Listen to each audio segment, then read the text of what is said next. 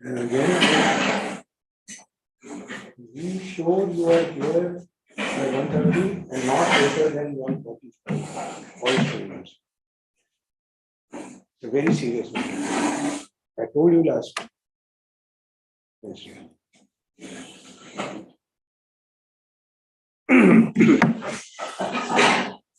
Yeah, वो कहाँ चला गया? So you have to do something about this. नीचे तो blue तो चल रही है.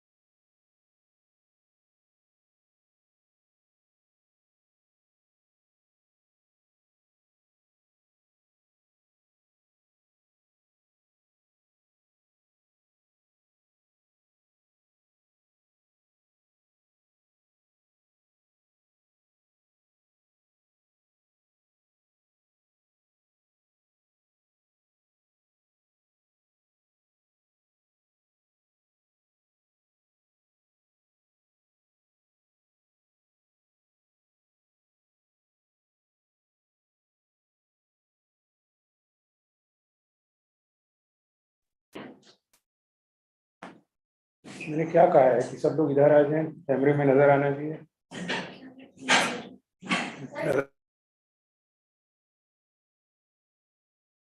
How many people are there today?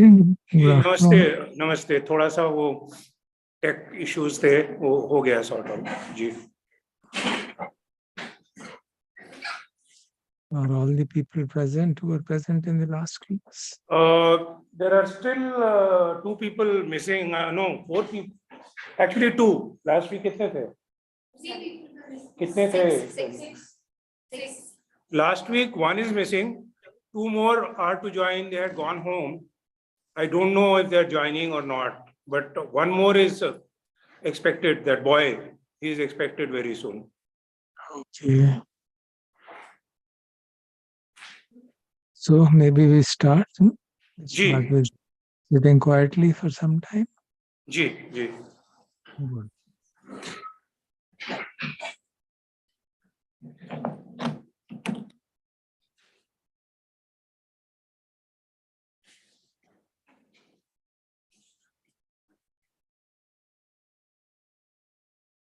And sit quietly for some time, which means we learn to concentrate the mind, calm down the mind.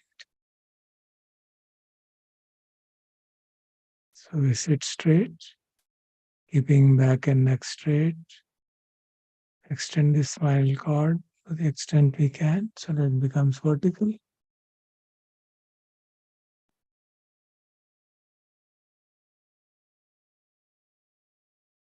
Don't take the support of the back of the chair because then the alertness falls down.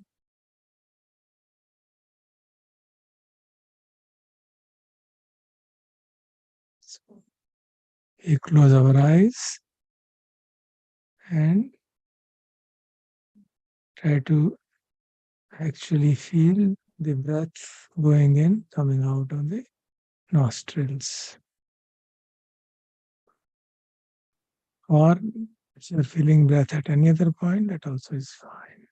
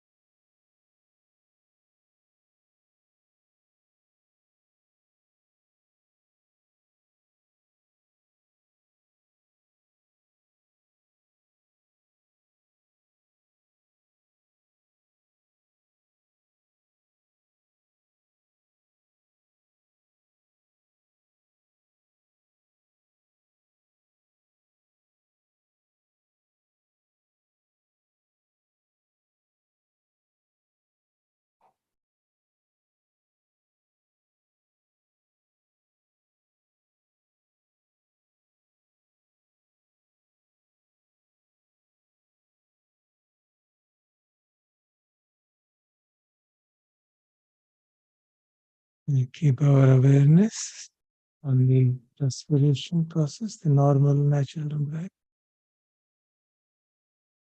As the breath goes in, we know, we are aware of it, whichever position it may be. We are aware, yes, the breath is going in. And then when it starts going out, then we are aware it is going out.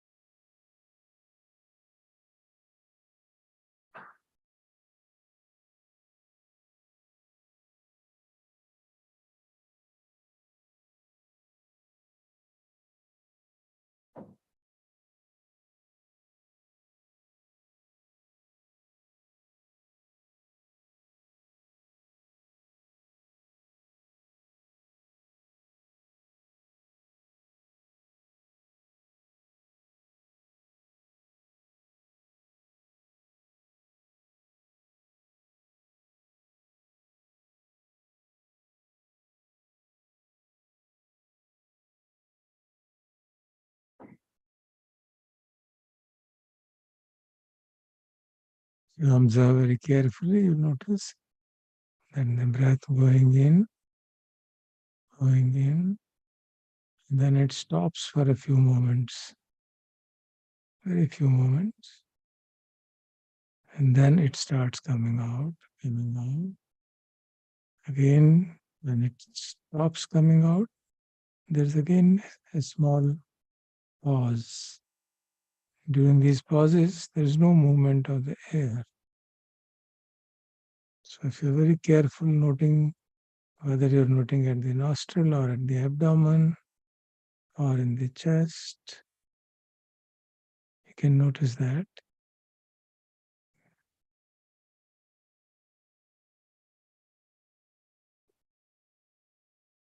The whole idea of noticing is to keep the mind focused so that it doesn't get into stray thinking. And when it does get into stray thinking, some distraction, some old memory coming, some comment coming on this practice, we try to be aware. A thought has arisen. I don't pass any judgment on it, whether it is good or bad, or my mind is wandering, now what do I do? Just be aware, thought is arising.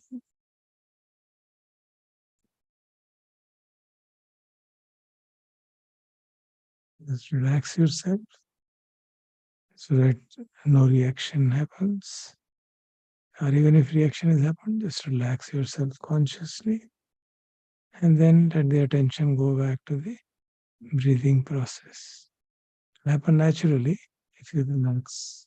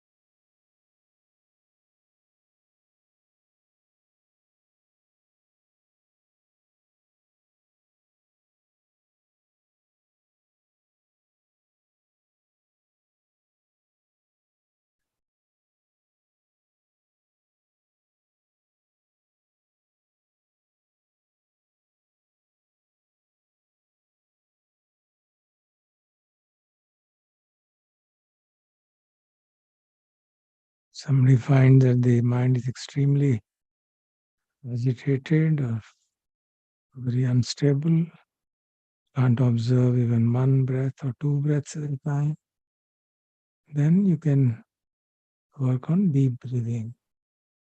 Slightly deep breath, consciously taken, and keep the attention focused on the nostrils.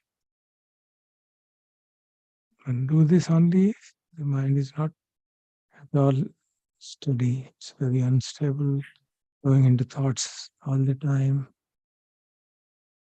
If you can observe 3-4 breaths simultaneously time consecutively, that's good enough. Then you need not do this. Continue to work on the natural breathing process.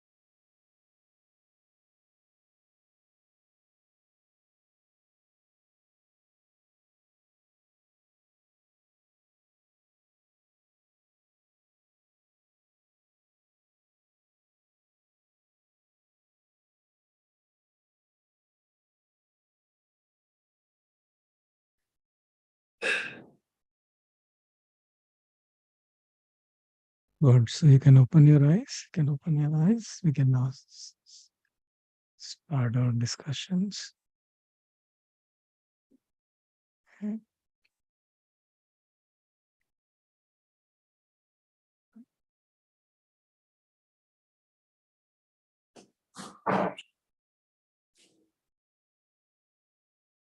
Late नहीं आने का है, late नहीं आने का है।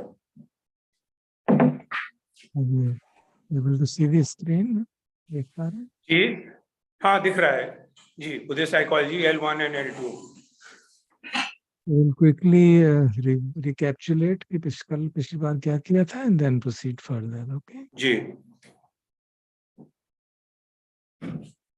मैं चाहता हूँ कि इधर आ जाए, पीछे कैमरे में आ जाए, रिपीट करना पड़ रहा है बार बार। पिछली बार हमने पहले समझने की कोशिश की थी. Do you understand Hindi or you want me to speak only in English? नहीं, मेरे ख्याल से everybody follows Hindi also, right? Okay, all right. We can speak. So we try to first understand the difference between natural science and psychology. And the class difference is that in the natural sciences, we try to make sense of the objective world, which you take as real, and it is all quantitative. While in psychology, the focus is on the subjective experience of the world and how we respond to that. The Buddha's teachings, I'll simultaneously introduce you to some aspects of it. The world is classified as whatever is seen through the six senses. By six senses we mean five physical senses and the mind. So he tells us that the objective world outside is not something which we know as it really is. We only know the world through the senses, and therefore that is the world in the Buddha's teachings. Then we thought, what is exactly the domains of the Buddha's teaching? We said basically he teaches two things, suffering and the freedom from suffering. And suffering obviously is referring to the psychological suffering. So where does it intersect with the psychology as taught in the modern times? We can see various dimensions of it. That the suffering caused by human mind, its perception of the world and response, which you call as behavior. So this is what Buddha points out to us exactly. How does the human mind function? How does it perceive the world? How does it respond?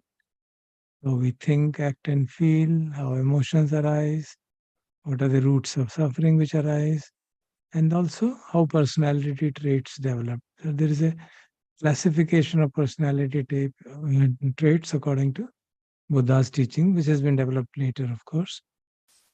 And then the key thing, how the transformation of personality can actually be done. So these are the various aspects of Buddha's teachings, which I think directly intersect with the domain of psychology as taught in the modern times. And the one which usually is not tackled is ethical and unethical behavior. And he tackles it in a manner of human suffering and freedom from suffering, as we'll see as we progress. So basically, he used to say that he just teaches two things: what is suffering and what is the cessation of suffering.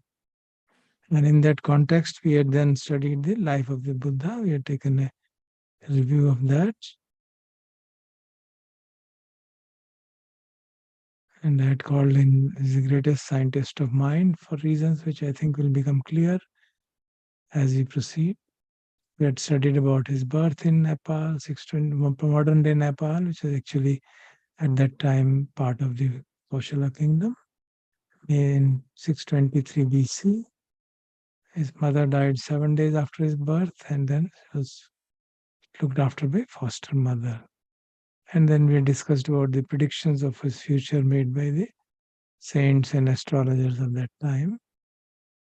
One important event, there are many events in his life which we had mentioned because of its importance in the subsequent searches which he did, was that during the ploughing festival, annual ploughing festival, when the king and all his subjects were busy in that ritual, the maids looking after the prince put him below a tree and they also went to see the festival, and he quietly sat down and entered into deep meditation.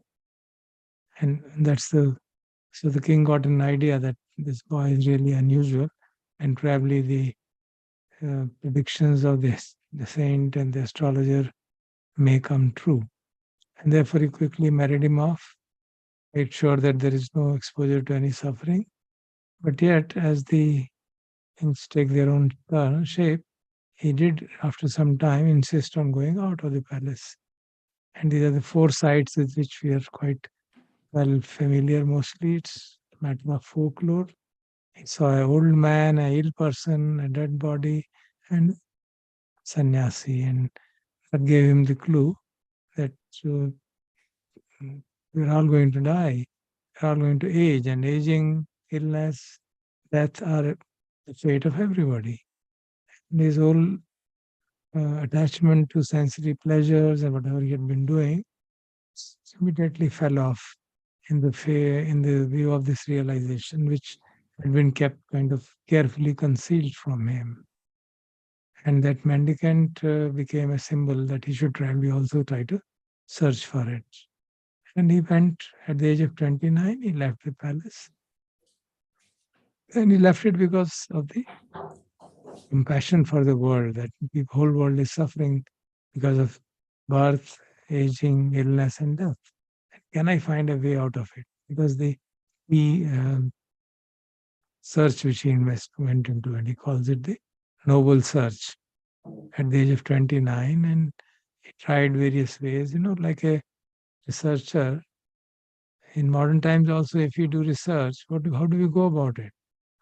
We choose a topic, we choose a game, and then first do the literature review. We also went around seeing, well, what is the available knowledge about in this domain. So he met various saints.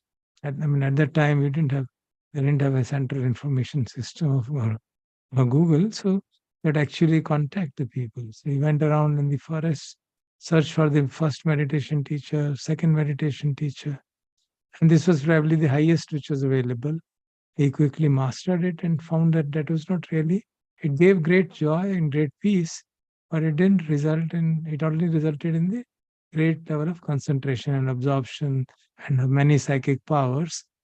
But that's not what he was seeking. He realized that he was seeking complete cessation of suffering, which he knew arises from eradication of all forms of craving.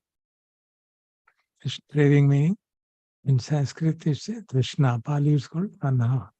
So that craving he could see deep inside the mind, hidden within the subconscious layers, there still were some craving existing, and therefore he said this is not the path to full freedom. So he tried to find, is there anything else? The only thing else which was available was the ascetic practices, severe austerities which people used to do, like eating less, standing on one leg, and practicing deep pranayama, abstinence from food, and so on. And he tried all of that to the extremes, to the extent that he mentions in his own talks that when he touched his abdomen, it touched the spine cord. That is the kind of emaciation which had happened of his body, and yet he didn't attain the goal. And this is typically a picture is shown of this kind of paintings have been made to depict what was the state of the Buddha at that time as a result of austerities. And I suppose he realized that he had become so weak that he couldn't really even stand up and go up to the river to take bath. And he wondered whether there is some other path. And he said, I'll try to find it out himself. So he found out the middle, what he called as the middle path, which means you avoid both the extremes, self-indulgence and self-mortification. And understanding that, he took food from a young village girl who had come to offer food to the tree devatas. She had those were the kind of fables in those times. And that girl by the name Sujata has become that her village near Bodh Gaya has become a pilgrimage place for most people who are followers of the Buddha. Of course, seeing this ascetic Gautama taking food, his 5 companions who had joined him in the hope that he will become enlightened and they will also learn it from him, they left him. And he was not discouraged. He said, I can understand why you are leaving it, and I have to find my own path. And he sits below a tree in reflection with a solemn vow that I'll not get up from here till I have broken through this whole ignorance of birth and death. And the tree has also become a legend. It's I had shown a old picture. I've got a new, better picture today. It's a picture of the Bodhi tree in Bodh Gaya. It also is pretty withered away. You can see the props keep it in place. It's the 4th generation tree, meaning from the original tree, the seeds were taken when that had withered away to set up the new sapling, and then 4 generations have gone through that. So it has been the same place for 2600 years. This tree has been, tree or its progeny has been there. इसको हिंदी में क्या कहते हैं? बोधि tree? बोधि वृक्ष कहते हैं. अच्छा, बोधि वृक्ष ही है. हाँ जी, यही कहते हैं. वैसे in a botanical sense, it is a people tree. हाँ, that's what I was asking. Yeah. So this is where the surrounding that is the temple and the Bodh Gaya complex. So during that praise, he recalled his childhood experience, which I had mentioned earlier, childhood contemplation of his breath, which calmed down very quickly. And since he had already practiced deep absorptions, he could very quickly attain very deep absorptions, which are technically called jhanas. And as he developed these one by one, he gained such perfect one-pointedness of mind that there was a sudden development of insight. And there arose 3 what are called supernormal knowledges or abhinyas. First was he could see his own past births and thus see the principle of karma in action. Then he saw this, put his attention on other beings. He could see that also, how beings are born and die again and again and again, as long as they continue to have the aspiration to be, will to live, as there is a craving to do something more, there is some wanting left. And you also could see that by the practice, he has been able to drop all the wantings and all the defilements of the mind had ceased, and therefore he had become enlightened. This is what we had discussed in the last class. So then I'll very briefly put down what are his key points of his teaching. Not discuss them in great detail, we'll discuss them gradually because they are seemingly very simple, but they have a very deep connotation. So when he went to give it, when he got enlightened, he after some hesitation decided to teach, and went to his 5 companions because earlier teachers had passed away, and went to Sarnath to offer them the teaching. And there he, while traveling on foot from Bodh Gaya to Sarnath, he formulated that this is how I should teach. And he pointed out this, that firstly part was the middle path, and second part was the 4 noble truths. 4 noble, or you can call it 4 ennobling truths. That will be better. They call uh, because his language spoken is Pali, Chattari Arya Satchani.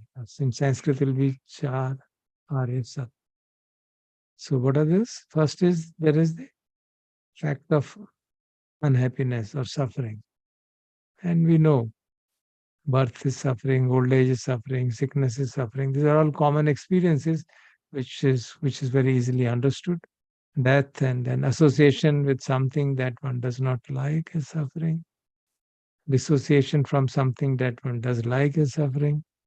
Then you can see gradually it is being refined to categories. Not to get what one desires is suffering. And finally, that is his real insight. Precisely the 5 aggregates with which we identify our suffering. Now, what are these 5 aggregates? We'll have to understand. Basically, you can say in a modern language, the body mind complex. That this body mind complex with which we identify ourselves, and we have because of the identity, we have strong attachment to it. That is the real cause of suffering. Now, that's quite um, uh, cryptic and very kind of a kind of aphorism. So one has to understand what are these 5 aggregates and how is it that we have attachment to them. They're essentially the physical body and the 4 aspects of the mind. And so we'll discuss them later. But we can see that our whole life revolves around these things. Most of the time, we identify ourselves with the body, and the actions which we do, the way we respond to the world. The world impinges on us, and we respond to the world. And that's what we identify ourselves with. And he says that identity, attachment to that identity, is the sole cause of suffering. Then he says, if you want to, that itself is suffering. He doesn't call it cause. He says that itself is suffering. And then he says, what is the origin of suffering, which gives rise to repeated birth and death? It is the craving for whatever it may be. Different kinds of cravings are mentioned. Basically, what does craving mean? We want something. There is some wanting. Okay. There is some wanting is always for something which is very pleasing, which is enticing, which is pleasurable. And that wanting is making us do whatever we do in life. Now, a very simple statement. If you quietly reflect, you can see the truth of it.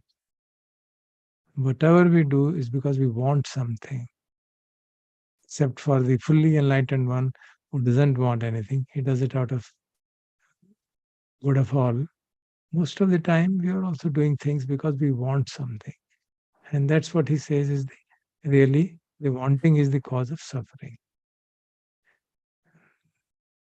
And then, obviously, once you identify the cause of suffering, the eradication of suffering means you give up that want. Eradication of this very craving is the complete, we call it remainderless cessation of the craving. Nothing is left even in the deeper recesses of the mind, there's no craving left. So he clearly identifies the conscious mind and the deeper recesses of the mind. What he calls as anushaya klesha or latent tendencies. These are the kind of words which are used in the literature. And then how does one really do it? How does one really give up eradicate the craving? It's not something which we understand intellectually and give it up. It doesn't happen like that. We know it all. And there is an intellectual knowledge and there is a part of putting it into practice. So to be able to do so, we need to follow a certain training program. Okay, so that training program, he calls it as the Noble Eightfold Path, which means there are 8 steps. They're not steps in the sense of sequentially going one to another. They're all intertwined with each other, but for sake of understanding, they are put down in 8 different constituents. And first of all comes the wise understanding or wise view, then wise thought, thinking should be appropriate, then the interaction of the world, wise speech, wise action, wise livelihood, and then the preparation of the mental training. And for that, you need effort to train the mind, wise awareness, being mindful, and developing wise concentration. So these things are often categorized into 3 categories, also 3 branches. First is called Panya or wisdom. Second bunch is called Shila or morality, ethics and morality. And third is called uh, Samadhi or concentration or collectedness of the mind.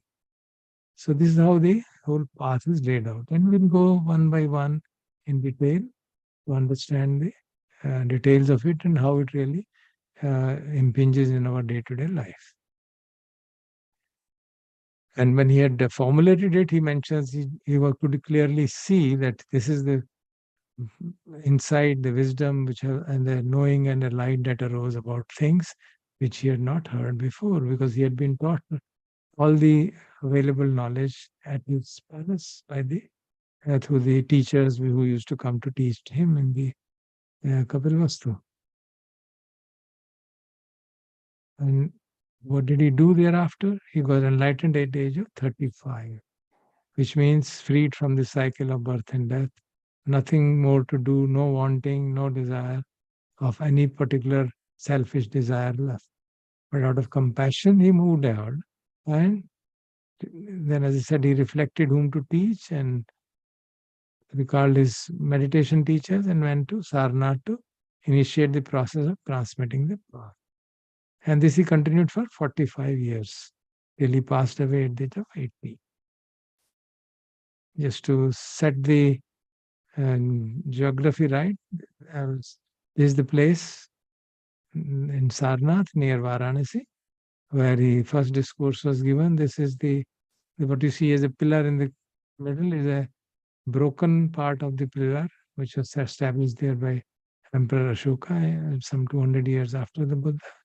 And these are other smaller. There used to be a big monastery there. It's all ruined. So there are some remnants of that lying in the Sarnath. And these are the pictures of Kushinagar where he uh, gave up the body. It is in about 60 kilometers from Gorakhpur. And it's now a famous pilgrimage place for the followers of the Buddha. Now, some of the distinguishing features of his teaching, which we may find quite radical even by modern standards. You can imagine what they must have sounded 2600 years ago. First is, it is rational and not speculative or based on any authority.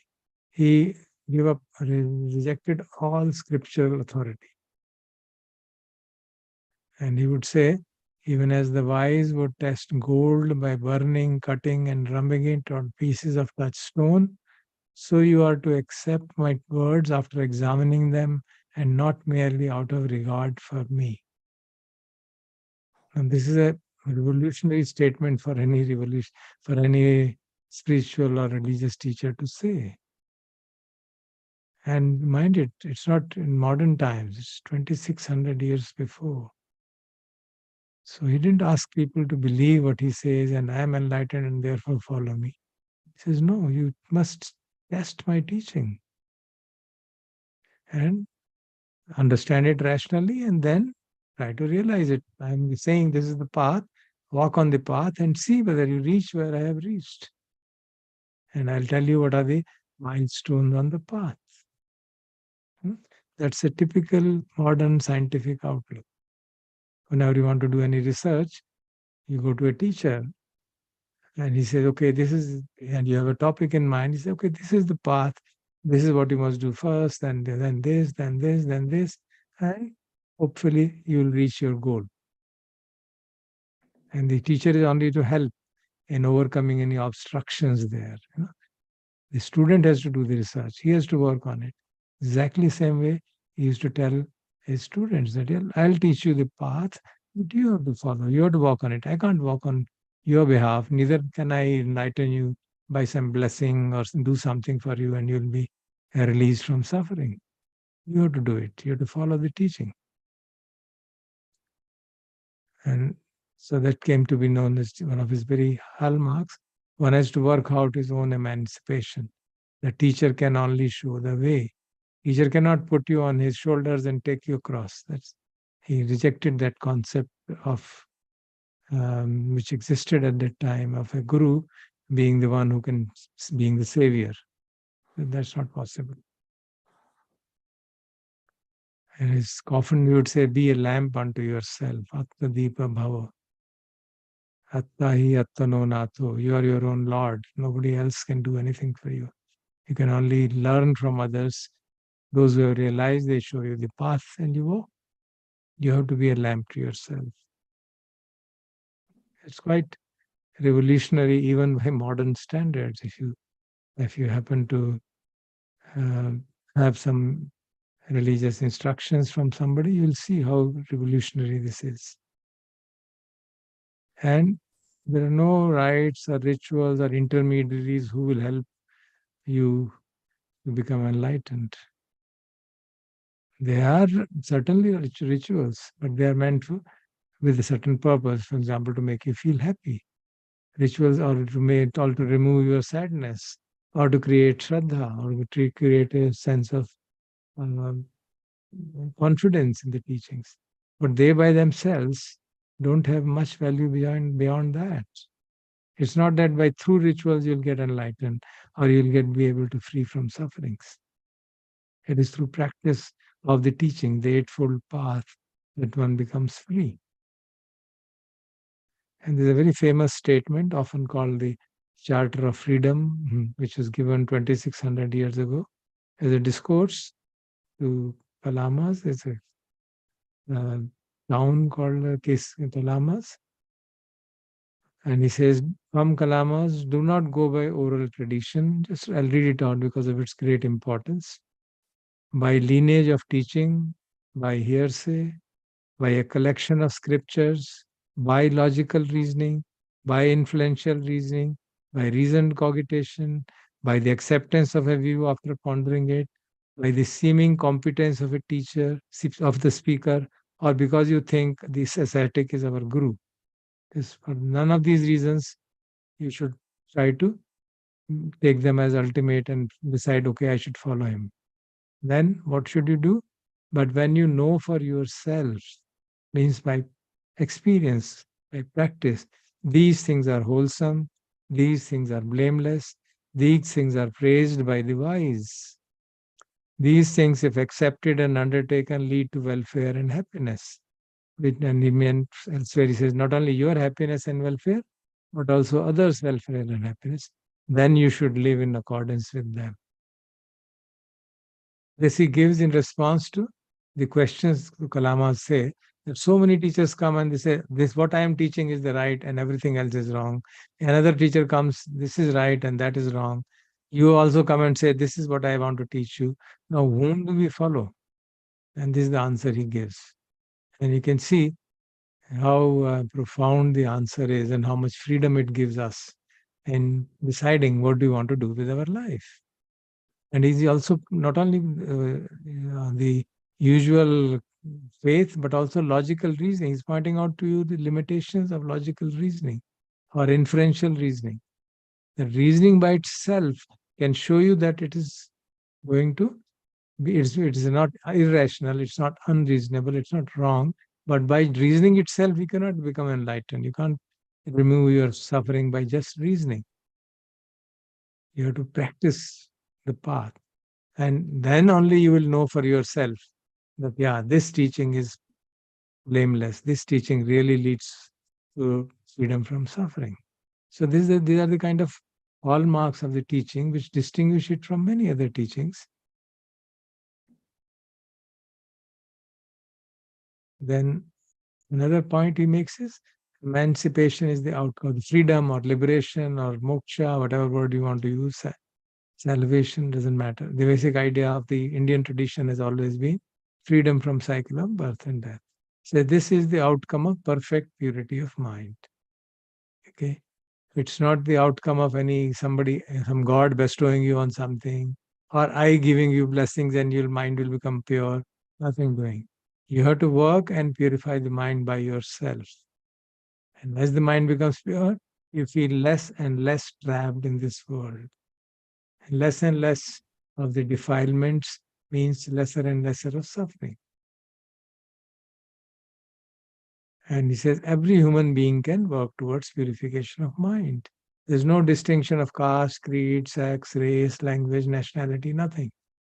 Anybody of any denomination, any human being who is interested can work on the path and get the results. And at that time, when the society was so heavily caste ridden, he did come under a lot of criticism for trying to break the traditional hierarchy of the society at that time. But he didn't say that the people there are all everybody is equal. He didn't say that.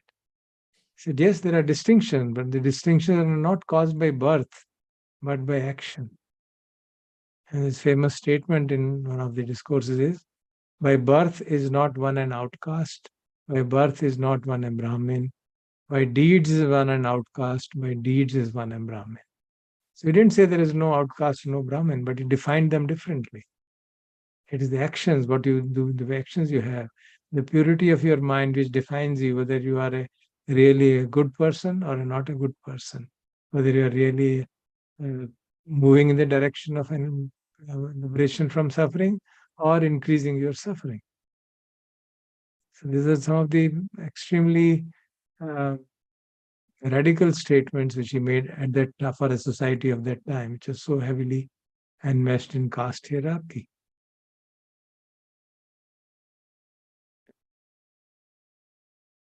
Then what is exactly the next important features? The faith and worship of conventional religions is replaced by confidence based on knowledge and practice. So there's no one who can deliver you. No person who can, by his purity, transfer that purity to you, or by his enlightenment, make you enlightened. So he denied all that possibilities. But it doesn't mean there is no faith in that. When we start walking on the path, we start with faith that, yeah, Buddha was enlightened and what he's saying is worth doing. But that is tentative faith. It is called the Shraddha. Shraddha meaning you think that this person makes sense and his behavior, his life, his teachings make sense, and there's a possibility that he may be right. So we have a tentative faith. And then we test his teachings, as he mentioned, by walking on that path. And when we verify by walking on the path, we develop confidence. So Shraddha is translated ultimately as confidence based on practice of the path, confidence based on knowledge, which is knowledge meaning wisdom. By walking on the path, you see, yeah, it makes sense. If I do what he is saying, then my suffering is reducing. To the extent I have done, it has reduced. Surely, if I continue properly without deviating from the path, I hope to be fully liberated. And that's what is the difference from the traditional conventional religions which existed at that time and I think exist even now. And how should we worship the teacher? He says, by walking on the path of Dhamma, he called his teaching Dhamma, which is Pali word for Dharma today. By walking on the path of Dhamma, from the first step to the final goal, thus I worship the Buddha. So there's a beautiful verse on it, right? Imaya Dhamma Anudhamma Patipada, Buddham Pujemi, Dhammam Pujemi, Sangham Pujemi. So it's in the Pali language. That's a language, Ardha Magdi, was just primarily the Magadha Empire. And language was the dominant empire at that time. So which means मैं पूजा करता हूँ बुद्ध की by practicing the Dhamma according to his teaching, walking on the path according to his teachings. That's how I worship him. Of course, it doesn't mean you did not worship him in the traditional way. That's okay. That's for the satisfaction you get from it. But the real worship is by following the path. And the sense of his teaching, which he gave in one of his earlier discourses, is he eschew all evils, cultivate merits, purify the mind. This is what all the Buddhas teach. It's a very famous statement in Pali, often quoted in those who follow the path, Sabba Papas, and you can easily understand if you know a little bit of Hindi and Sanskrit. Sabba Papas akaranam, सभी पापों से को न करना, कुशलस्य उपसंपदा, कुशल कामों की संपदा को बढ़ाना, सचित्त परियोदपनम, चित्त को शुद्ध करना, एतं बुद्धानुशासनम. This is the teaching of all enlightened ones. He never said this is my teaching. He says I have rediscovered the path, and there have been innumerable Buddhas before me in eons and eons, which you could see through his psychic powers. And therefore, he never said, I have invented the path. He says, I have rediscovered the lost path. That's what he gives in number of discourses and beautiful similes. He instructs us that have just. That's why he says this is what all the Buddhas teach. This essentially is elaboration of this is the Eightfold Path, and practice of it is then expanded in various other discourses, because each element of Eightfold Path needs to be practiced properly. Then what is about the purification of mind? We understand unwholesome and wholesome actions. In Indian Indic traditions, that's well understood, that what are the Sabba Papasya Karanam, Pap Kama Guna Karna, Kushal Kam Kya Hai. We generally have an understanding of that. But his key contribution, rediscovery, was the path of purification of mind. And this is called through the insight meditation, which is now also known as Vipassana, which means for removing the defilements. And there are three root defilements identified across Indic traditions. It's not just given, it's not only Buddha's teachings, it's all Indic traditions generally. Raga, dosha, and moha. I've written it in Pali. In Sanskrit, it will be rag, dosh, and moha. These are the three root defilements from which various other defilements originate. There are various flavors of raga, various flavors of dosha, various flavors of moha. Moha means delusion, not understanding reality. Dosha means aversion, not liking things. And raga means attachment or infatuation, craving, wanting things of certain kind, wanting the pleasures, hedonistic pleasures, and so on. So this is what he discovered, that this is the way to cleanse the mind of these impurities. And at that time also meditation existed, which he termed as the samatha meditation. Samatha meaning which tranquilizes the mind, which raises the concentration level, and which, for example, he learned from the teachers, as I had mentioned, Lama and Uddakaramputta. He learned those samatha meditations, which is deep concentrations which tranquilize the mind.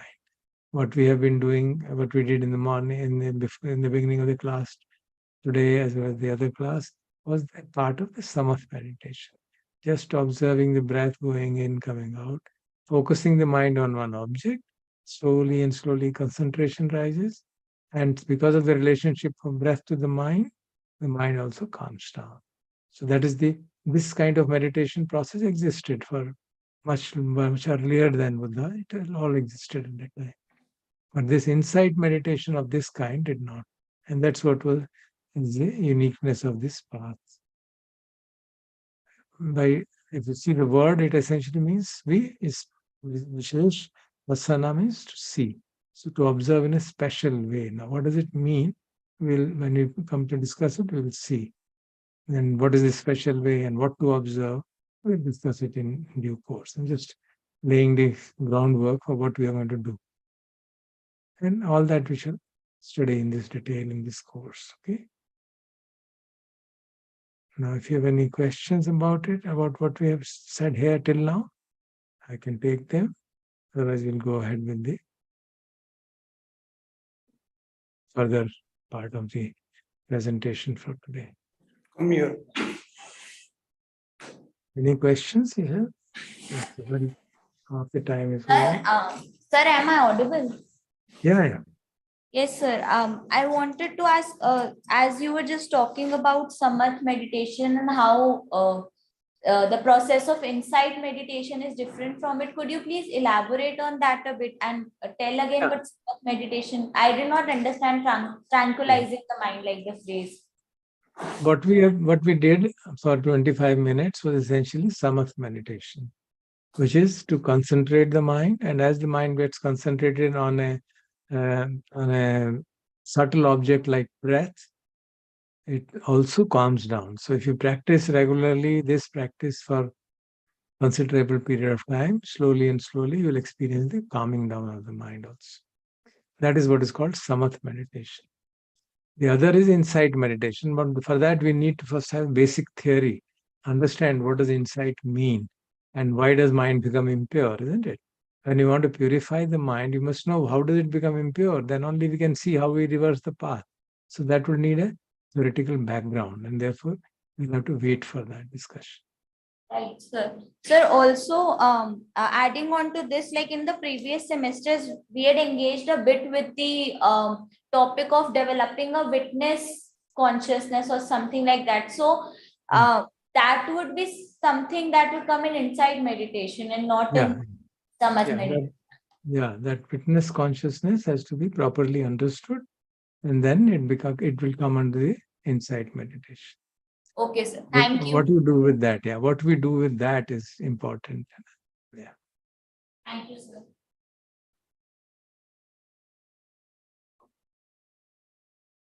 Any other question? Anything else you would like to say? Any comment or question? Just one doubt. It's related to a point I raised in the last class also. You mentioned that all the Indian traditions talk about getting out of the cycle of birth and death. Most of them. Most. I should have said most. Okay. Because all of them don't, to the best of my knowledge, I may be wrong. I think the Rig Veda doesn't say that. And the Upanishads also are not really saying that. Adi Shankaracharya ji gave his own interpretation, Maya.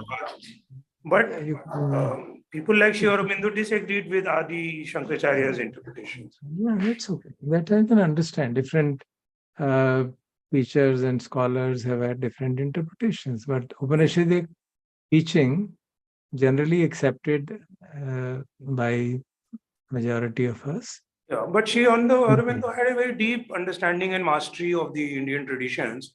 Yeah, certainly. And he had a different opinion and viewpoint. And then he created his own system, much like the Buddha, the integral yoga. Yeah, you can There see he says the purpose is we have to become perfect in our bodies and in the mind, in this world. I mean, that's what he says. Fine. If it appeals to some people, then surely, why not? So his integral yoga is basically about terrestrial existence, perfection in the terrestrial existence. I am reasonably aware of it, and but I think this would not be a right forum for us to. No, I don't. No, because the students have been exposed to integral yoga quite a bit. That's fine. So I would submit that we keep that as one stream of thinking. Right. That's no, I'm not challenging it. I'm just saying that. No, I'm not saying. I'm saying that we can, between you and me, we can sit together and discuss because we can discuss it at a different level, and I'm ready to. I don't want to use the word challenge. I follow. I understand. Ready to have an interaction, but these young boys and girls, we don't have to bother them. Okay. Especially when they're in the class. I understand. Because we have spent many more years, decades in this domain, so we can discuss, and I can share with you what my understanding of Sri Aurobindo is, and what Buddha is, and what Shiva is, and Shiva Sutras, and I can share with you. Ji, ji. I've studied to some extent. Yes, we will do it. Thank you. Thank you. So you're most welcome to come. बहुत साल हो गए, आप आए भी हाँ, नहीं। overdue है जी। ये कराइए जी, भाई शीघ्र ही आता हूँ मैं जी, जरूर जरूर।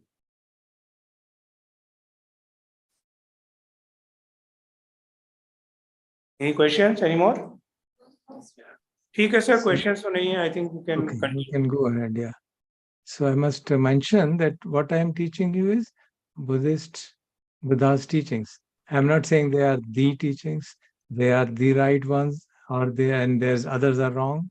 No such claim is being made.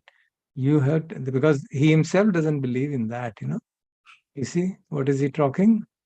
As I had mentioned, even as the wise would test gold by burning, cutting, rubbing, so you have to accept my word after examining them and not merely out of respect for me. That's it. Right. So, no question of saying this is the best and this is that itself, as you will see, progress further in the teaching, that itself, he says, is a kind of delusion. So, we'll gradually progress, considering the kind of amount of food which we can digest. So, we'll go it slowly. Okay. Right. Good. So, let me go back to the main slide. Yeah. Then we had in the course contents, it was also put down that we must discuss about the nuts and bolts of the teachings. Where are they and what are the various possibilities? Because even Buddha's teachings are at this moment not just unique. There are multiple variations of that being presented in the world today. So we must be aware of all that and not become dogmatic about even Buddha's teachings. So what I'm going to present to you is a historical account also of what exactly is the extent of the teachings, what is available, and how do we really put forth a small slice of information which we'll be able to share in the class. So firstly, the original teachings of the Buddha, and that is the earliest teachings, what we call it, they're all apart, they were collected together in compilation called Tipitaka. Now, how did this happen is a very interesting story. When Buddha passed away, at that very moment, actually, around that very time, one of his great disciples was Mahakashyapa, Venerable Mahakashyapa. And he was coming from far off distance to pay respects to the Buddha. And when this news came that he had passed away, one of his monk disciples, he started exulting, oh my God, this old man has passed away. He used to trouble us a lot. Do this, don't do that, be this, and such strictness he enforced. Now that he has gone, we can lead a peaceful life and not get bothered about so many rules and regulations. While all other bhikkhus were feeling sad, this person was. So Mahakashyapa was a fully enlightened person. He saw that already this kind of a thought process is set in. So what's going to happen in future? So then he sat and reflected and said, I think, because he had been in a way given the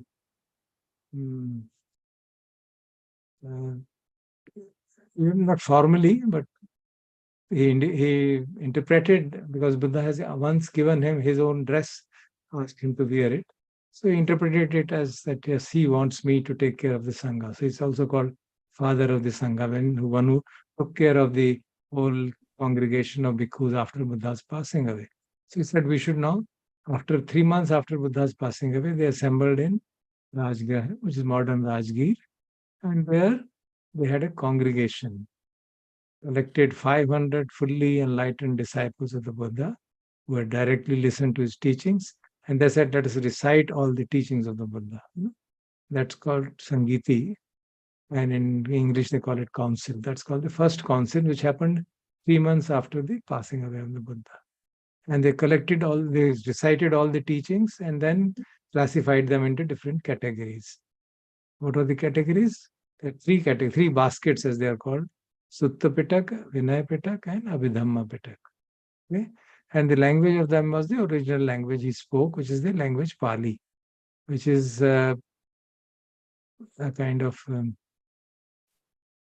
spoken language at that time, a very popular spoken language. But its dialects changed from one kingdom to another, but primarily it was Ardha Magdi. It was a language in the Magadha Empire.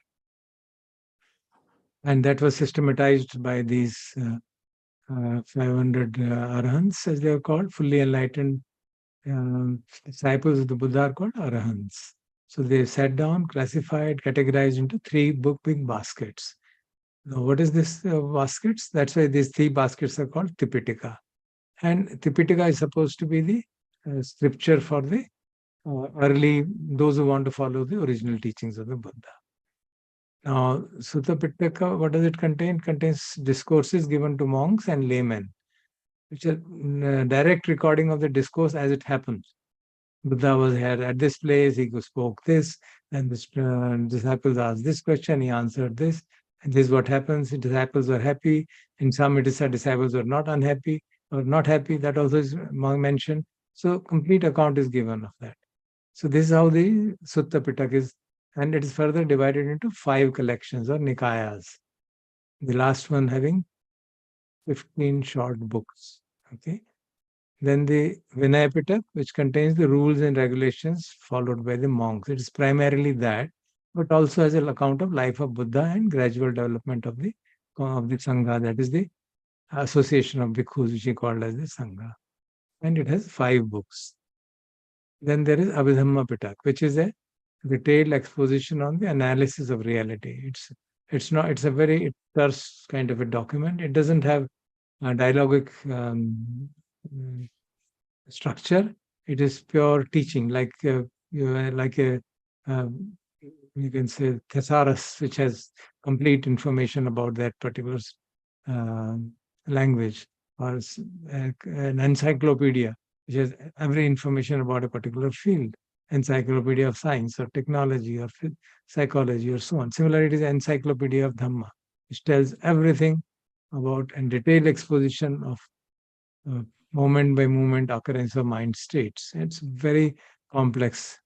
It has 7 books, and longest of these is Patthana, which has over 6,000 pages.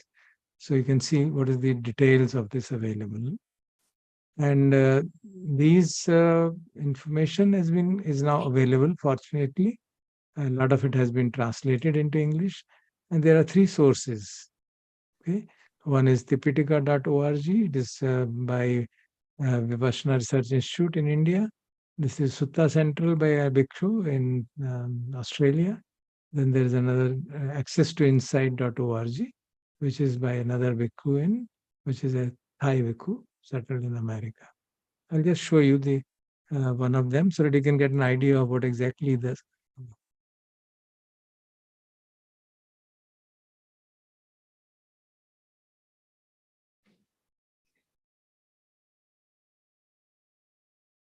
This is the tipitaka.org. The advantage of this is that it has got, you can just read the Tipitaka in any script. You have put it in Roman, you can read it in Devanagari, in Tamil, in Telugu, Bengali, any script. Those kind of automatic script change softwares are incorporated. So, for example, this is what it defines: Tipitaka, Roman. It is Tipitaka Mula, means the basic Tipitaka. Atthakatha means the commentaries on that, and Tika means the sub commentaries of that. If I click on it, you can see you will get the Tipitaka has Vinaya Pitaka, Sutta Pitaka, and Abhidhamma Pitaka, as I mentioned. If you click on Vinaya Pitaka, you'll get these 5 books of Vinaya Pitaka: Parajika Pali, Pachitika Pali, Mahavagga Pali, and so on. If I click on Sutta Pitaka, which is the one which is more often referred, because this is often referred by monks, this is the one referred by us. It has 5 books, 5 dimensions. One is called Digh Nikaya, means Dirgh matlab jo bade hain, long discourses. Madhyama Nikaya means middle length discourses. Sanyutta Nikaya means collected discourses where they are connected according to topics.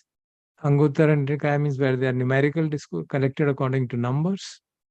And Khudak Nikaya is again where there are shorter books. And Khudak Nikaya itself has 15 books. So you can see the huge number of literature available. And then we have Abhidhamma Pitak, which has its own books, 5, but because of their length, they are subdivided. They're basically 5. Dhamma Sangani, Vivangapali, Dhatu Katha, Pugala Panyati, Kadhavattu, and then there's 7 books, and then there is Yamak and Patmana. 7 books, these are these. And then there are Atthakathas and huge number of commentaries which have been written over last 2,600 years. There are commentaries on Vinay Pitak, commentaries on Sutta Pitak. So it's a huge literature. That's what I wanted to just draw your attention to. And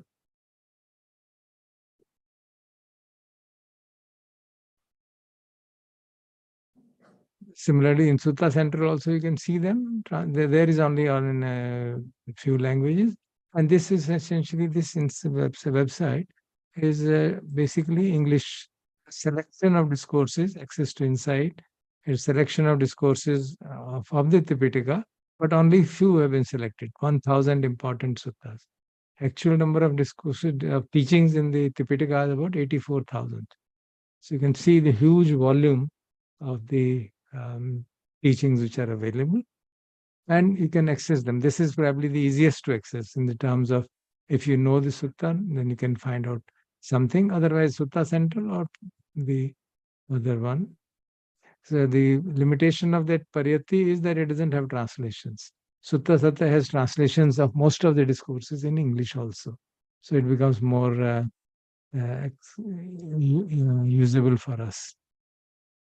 So these are the sources from which one can study the teachings of the Buddha if one is really interested.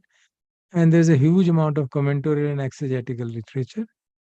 Most popular, of course, is the Vishuddhi Magga, which is written by Acharya Buddhaghosa. He belongs to India in Kanchipuram, but he went to Sri Lanka and he wrote it in a monastery in Sri Lanka in 5th century. I'll show you the photographs of these books. I have most of them. This is the Digha long discourse. These are all translation by a great American monk who was a monk in Sri Lanka, Bhikkhu Bodhi. The discourses of Buddha, and the long discourses are translated by Maurice Walls. Then these others are translated by him. The connected discourses, middle length discourses, numerical discourses, huge books. And then there are 15 short books of Khudak Nikaya, out of which I have taken the prominent ones.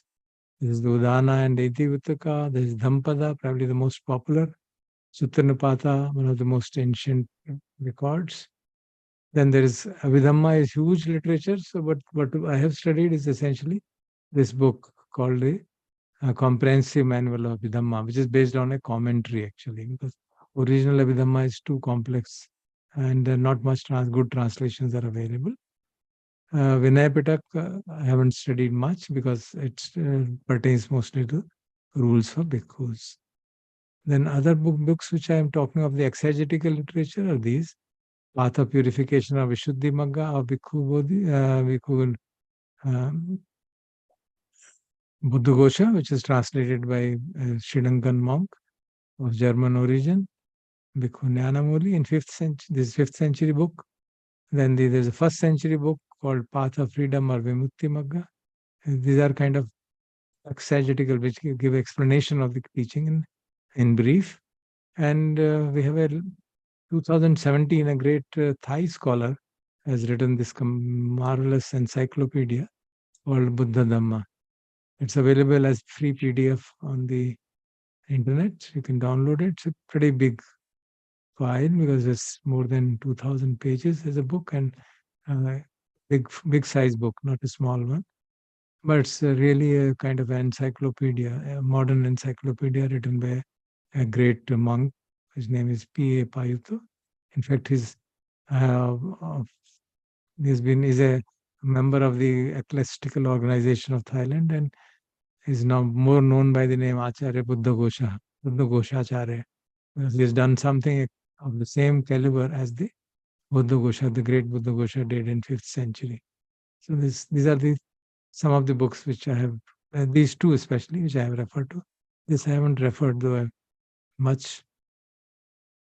Then what about this course? I don't expect that you will be studying them really. But if somebody is interested and wants to pursue, that's why I mentioned that.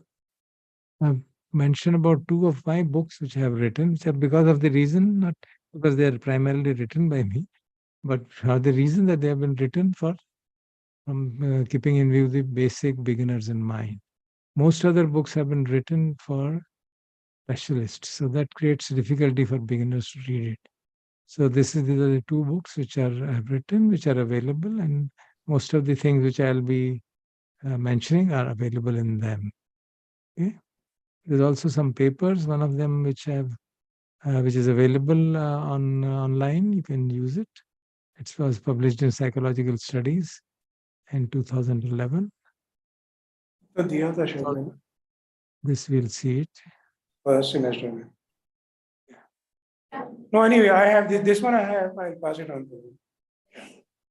Then there are books written by specialists on Buddhist psychology, in case somebody is really interested in pursuing it to a greater depth. Some of the books I have mentioned here: Original Buddhist Psychology by Jacobs, and another by Sri Lankan author Padma Shri De Silva. This is from the Tibetan tradition, Geshe Sering, Buddhist Psychology. And then another book by Caroline, Buddhist Psychology of Awakening. This is based on, again, Tibetan tradition. Abhidhamma Studies. This is a book on Abhidhamma, very concise book. And this is a book written by a psychotherapist called Thoughts Without a Thinker, Psychotherapy from a Buddhist Perspective.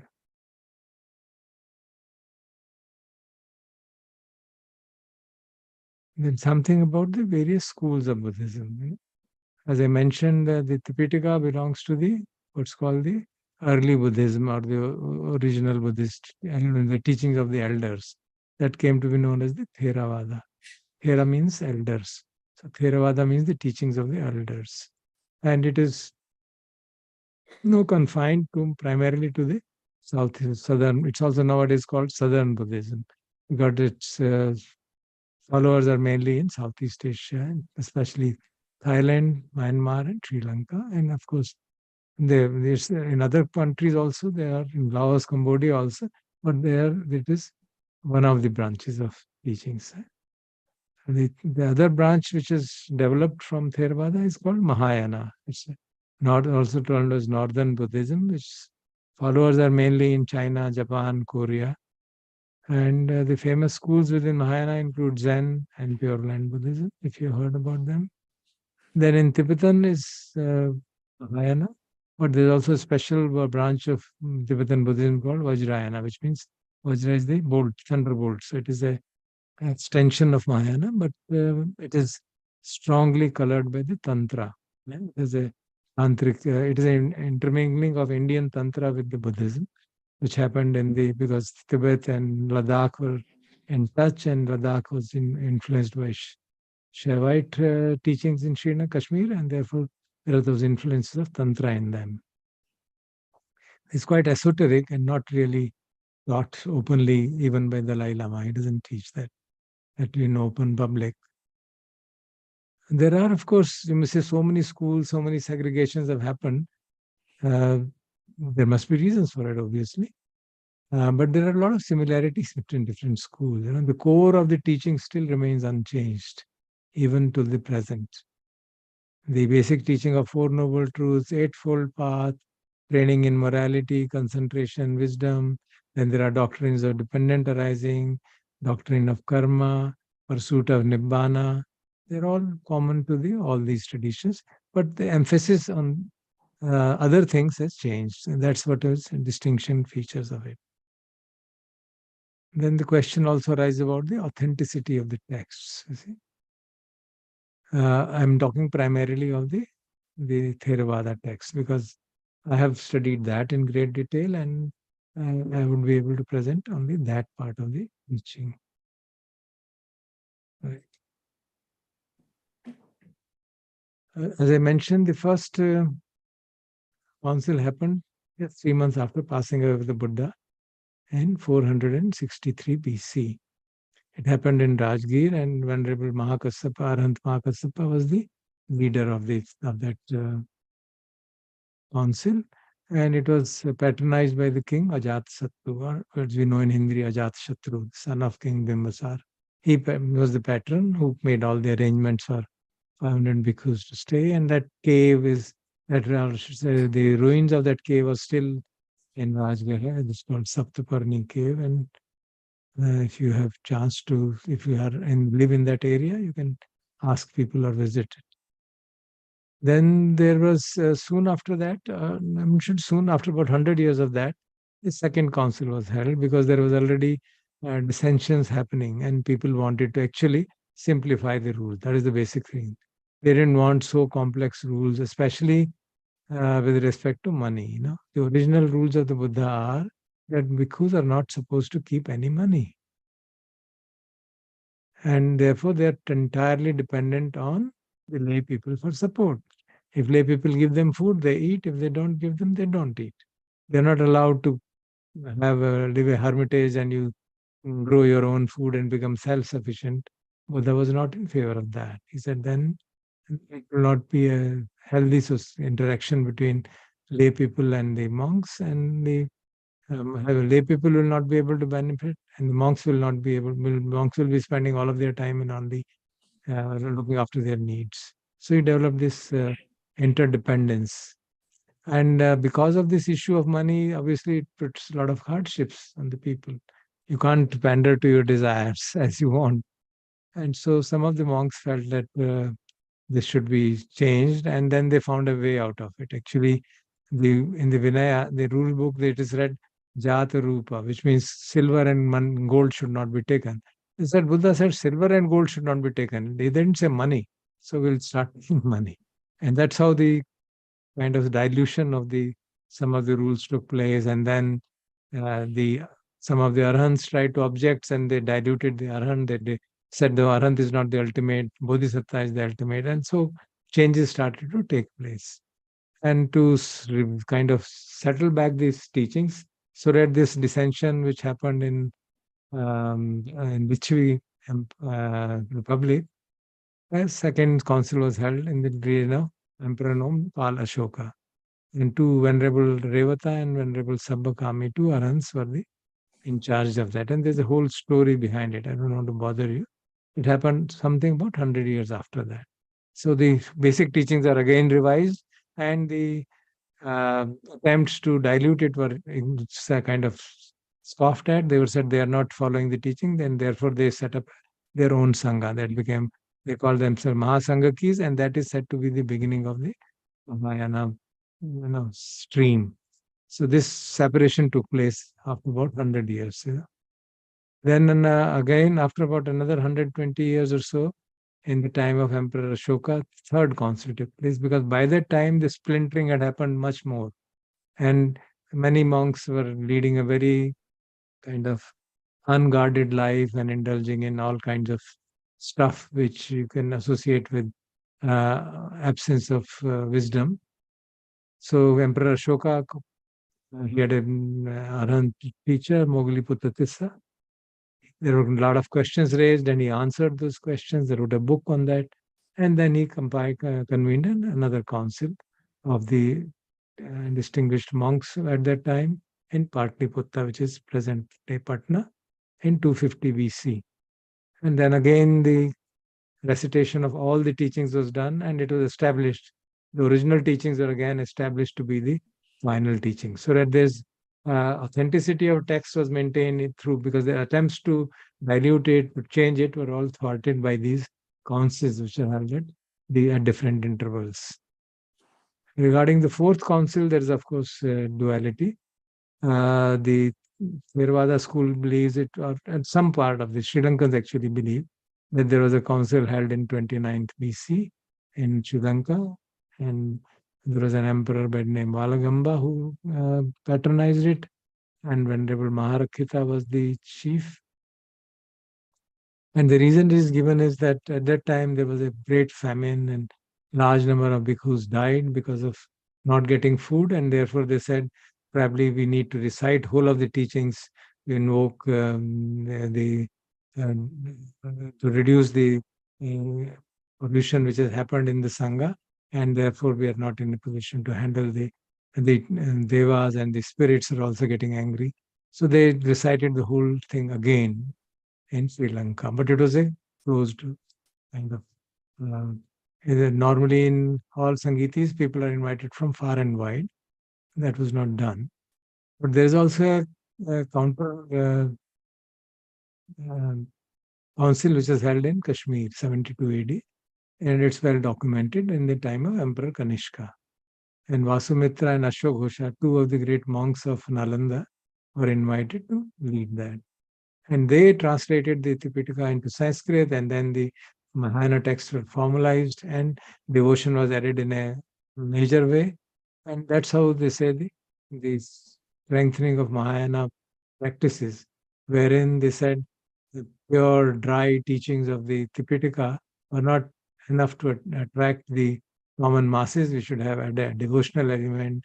We should add the element of prayer and chanting to a much greater extent. And then some other changes were done. And that's how the Emperor Kanishka's, the Mahayana sect recognizes this as a valid council, which the Theravada people are not able to agree to that.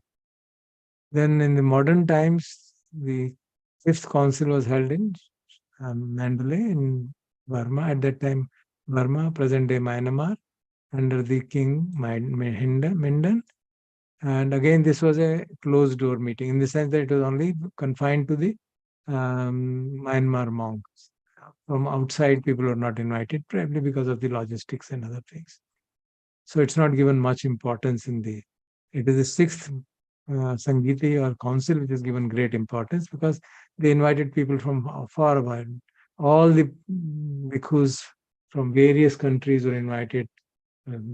Sri Lanka, Thailand, beside Burma, then Laos, Cambodia, and even other Vietnam. So they all assembled, and those who had studied Tipitaka, they all chanted it, and the deliberations went on for 2 years.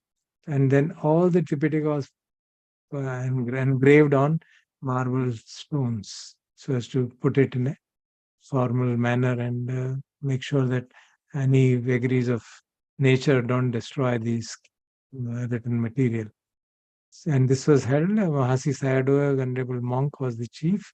And the prime minister, because it was not a kingdom then, the Prime Minister Unu at that time, he was the patron of this council. So the point of mentioning this is that the text's authenticity has been revalidated again and again and again. And especially 54.1, because some of our elders attended it and they mentioned they were a witness to the whole thing. And they mentioned that when Thai monks would speak, they would speak in Thai, in their Thai intonations. So the Pali was there written in Thai script. In Vietnam, it was written in their script. In Sri Lanka, it is written in Sinhalese script. But when they came and recited it, leaving aside the pronunciation issues, everything was matching. And very, very small, some differences in the declension. जो मात्रा में जैसे होता है ना, मात्राओं में difference हो गया, एक word इधर से उधर हो गया.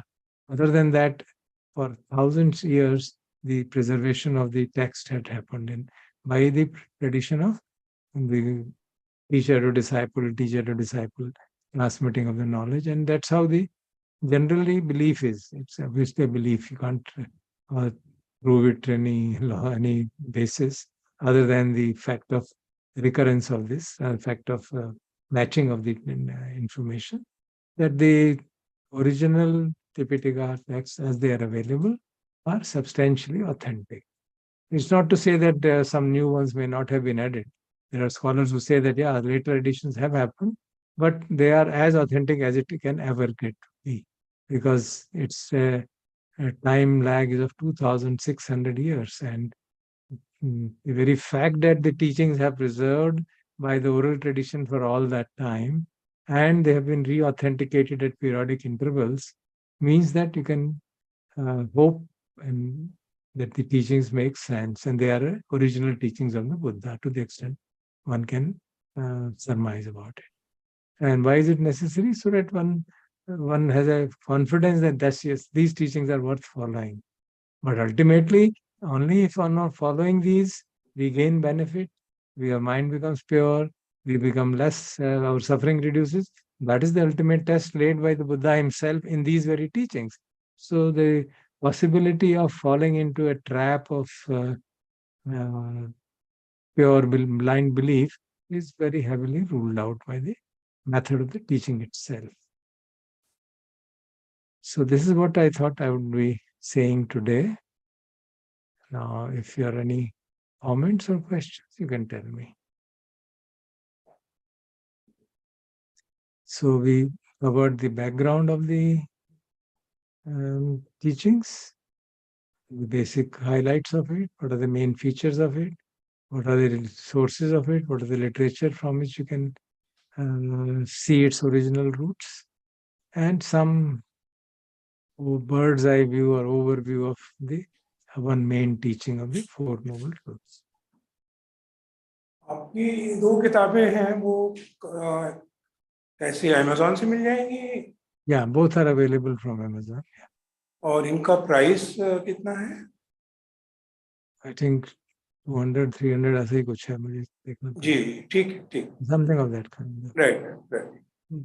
They're very, this is small books, yeah. They're not very thick. This one is a explanatory text. This is actually for meditation. So it is essentially translation of that sutta and meditation instructions, how to meditate, and some comments on various kind of interpretations of that text. Ji. This is I quite think both small. will be useful, even for me. You can have a look at them, yeah. Okay. Questions?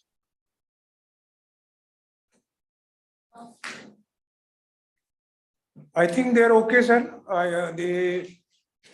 Everything is clear. आज का तो it's clear. Maybe they will read. We'll try to get the books, and they can start reading also. अच्छा, नहीं ठीक है, बाद में बात कर लेंगे. This, I would strongly suggest that you continue to practice at your home. Meditation. Yeah. Yes, sir. That will help you to verify what I'm saying. Otherwise, it'll only be, as they say, it goes from ears to hands and gets written on the paper, and it doesn't enter into the being of a person. So if you want to verify what is being said, what I'm saying about study of human mind and how we think and act and feel, you have to actually do it, isn't it? How emotions arise. It's not enough to know intellectually how emotions arise. It's necessary to see how emotions arise in me. Okay? And to be able to trace the root. Oh, this is how, these are the sequence of events happened. I saw this person, then this feeling arose, then this reaction arose, and this attachment arose, and this is how anger has arisen, or lust has arisen, or greed has arisen, or whatever. Now, that is something which has to be subjectively verified, not just written on the paper. Then this will make sense. And for that purpose, it's important that mind be collected. Okay? So that's why I'm making this suggestion. ये चीज mother Shri अरबिंदो's collaborator वो dining hall में पांडिचेरी में आश्रम में लिखा हुआ पढ़ा था मैंने कि 1 ounce of practice is equal to 10,000 ounces of theory. Yeah, very true. Because otherwise, it'll become purely academic exercise. Academic exercise means it's only for discussion purposes. Ji. Buddhist psychology is not for discussion purpose. In fact, any psychology should be for practice. So when we say how transformation of personality can be done, we should ourselves see whether we can transform our personality by following the path which is being mentioned. Then it will make a lot of sense. So my suggestion, strong advice, whatever you wish to call it, appeal, request, whichever word suits you best would be, please do it. And then see the benefit of it. Sir, I have one question. Okay. Sir, am I audible? Yeah. Sir, I was having a conversation with one of my friend and he told me that somehow saliva is connected to thoughts. Like when sitting in meditation, if you're secreting saliva more, that means more thoughts are coming.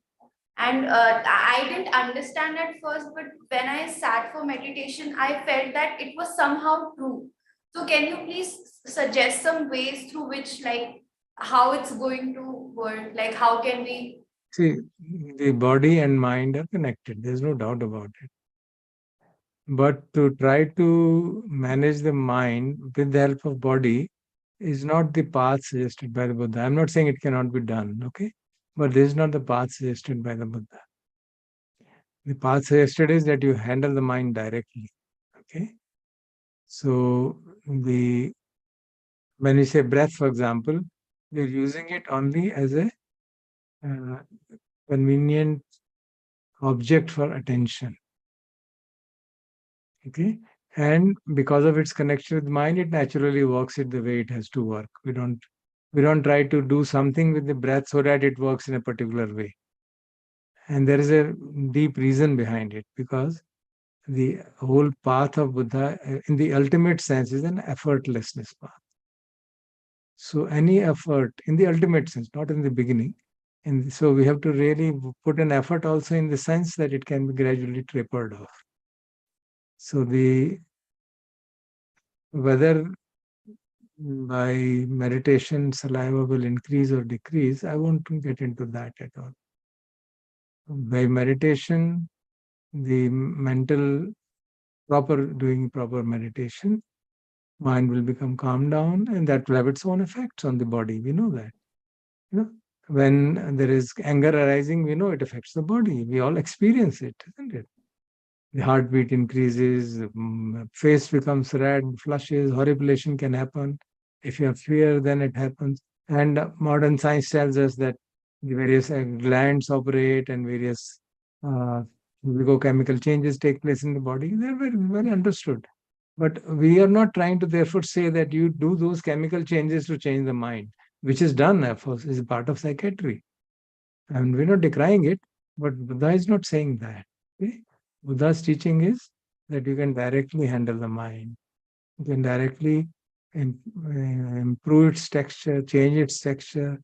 Once you understand how thoughts arise, how we react to them, how feelings arise, what is the emotions arise, how do we cognize, okay, and how does suffering arise. Once you really understand it, then you get free from it, because then you are wise enough not to do things which cause suffering. So that's the path which Buddha's teachings are. The effect of mind on body is recognized, effect of body on mind is recognized, but it is said one can be ill in body and healthy in mind. Okay, that's the kind of, though they are connected, yet they are different. So there is a discourse, not one, many discourses where people are ill and they tell them they're suffering, and he says, well, illness is one thing and suffering is another. Now, that is something which needs to be experienced and verified, and firstly understood, then experienced and verified. Okay? So the route suggested by the Buddha is directly handling the mind. Modern medicine has its own place, of course. When the person cannot handle the mind, then you give chemicals. Those are the chemicals which will let's say, reset the balance caused by mental imbalance. So they do affect it, help, and to some extent, of course, but to some extent. Another question. Okay. Sir, you mentioned something that Tibetan Buddhism practice occultism also. So was like it was Buddha's teaching, like Buddha did occultism, or it was the later teachers involved in it? It is the result. No, Buddha didn't teach it. The original teachings of the Buddha are in Tipitaka. That's what I am going to mention, from which I am going to derive the presentations in this course. I'm not going to talk about all of that. I just wanted to mention to you that at the present moment, so many diverse branches have sprung up, and they have their own logic behind them, they have their own rationale, and they have their own teachings, they have their own kind of literature, scripture. So, of course, it is very well recognized that these are later transmission, kind of result of admixture of the Buddha's teachings with the prevalent traditions of the region. So the prevalent traditions of, and this has happened all across the world, not just there in Tibet, in China, in Japan, and Malaysia, in Cambodia, and Laos. The local flavors got mixed up with them. In some cases, it got mixed up only in terms of rites and rituals, how to modes of prayer, how should we pray, how should we chant. In others, it got admixture, got in terms of the practice also. So this tantric practices, tantra has existed as an independent method of spiritual practice in our country for ages, for thousands of years. And there were schools of tantra in various parts of the country. Since Tibet and Ladakh had a strong relationship, and in Kashmir, there was a very great scholar, Abhinav Gupta, who developed the Tantra Loka, who wrote those, who put that down, and he had students right from south, most of them. So he became very famous, and therefore that kind of a teaching got transmitted via Ladakh to Tibet also. And there are various aspects of tantras. It is esoteric practices, and there are certain what are called yantras, mechanisms you create for, they call it, so Vajrayana is called a thunderbolt, which means for instantaneous realization. So they all want to speed up the process of realizing. That's the logic behind them. So I'm not saying whether they do it or not. I don't know. I don't want to comment on that, but that's the logic. So there are different people try to, give their own inputs and think they can kind of modify or modernize or make it more palatable to the audience in that region. So these kind of things always happen with every teaching. Same thing has happened with Buddha's teachings also. You can see, for example, of Upanishads, so many different interpretations are there. Adi Shankaras, Ramanujacharyas, and as Meet mentioned, Sri Aurobindo's, and there must be many others who may be having their own interpretations. Similarly, Rig Veda, there are so many interpretations.